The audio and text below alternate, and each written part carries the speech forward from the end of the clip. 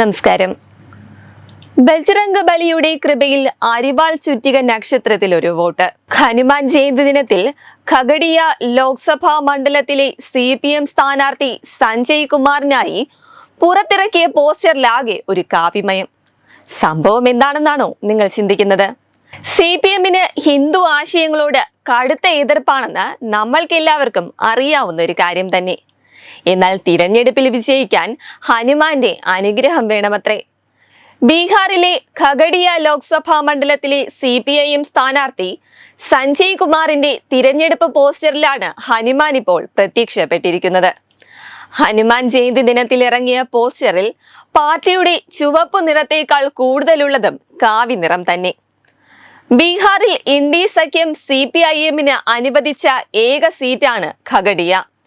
അതിനാൽ തന്നെ 20 വർഷത്തിന് ശേഷം ബീഹാറിൽ നിന്നൊരു CPIM അംഗത്തെ ലോക്സഭയിലെത്തിക്കാൻ ഹനുമാനെയും അങ്ങ് കൂട്ടിന് പിടിച്ചു എന്ന് വേണം പറയാൻ. എന്നാൽ ഭക്തജനങ്ങളുടെയും വിശ്വാസികളുടെയും വികാരങ്ങൾ ഉൾക്കൊള്ളുക എന്ന അടവ് നയമാണ് പാർട്ടി സ്വീകരിച്ചിരിക്കുന്നതെന്നാണ് ഇപ്പോൾ ഉയർന്നു വരുന്ന ഒരു വിമർശനം.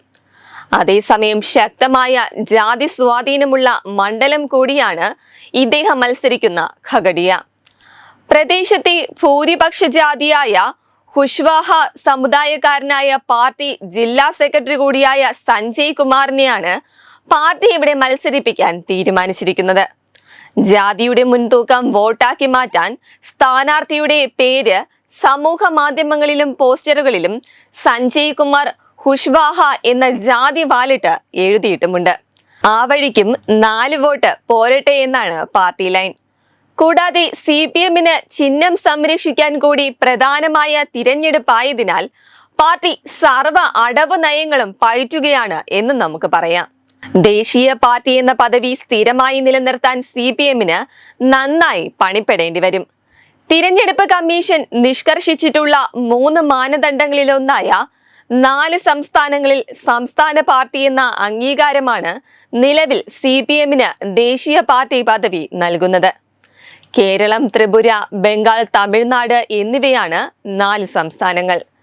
2024 ലോക്സഭാ തിരഞ്ഞെടുപ്പിൽ കേരളം, ബംഗാൾ, ത്രിപുര, രാജസ്ഥാൻ, ബീഹാർ, തമിഴ്നാട്, പഞ്ചാബ് എന്നിവിടങ്ങളിൽ നിന്നായി 11 സീറ്റുകൾ CPMന് ലഭിക്കണം. കേരളത്തിലും ബംഗാളിലും മികച്ച പ്രകടനം നടത്തിയാലേ ഈ ലക്ഷ്യത്തിലെത്താൻ സാധിക്കൂ. എന്നാൽ ഇത് വിദൂര സാധ്യത മാത്രമെന്നാണ് രാഷ്ട്രീയ നിരീക്ഷകർ പോലും ഇപ്പോൾ വിലയിരുത്തുന്നത്. വെബ് ഡെസ്ക് തത്തുമൈ ന്യൂസ്.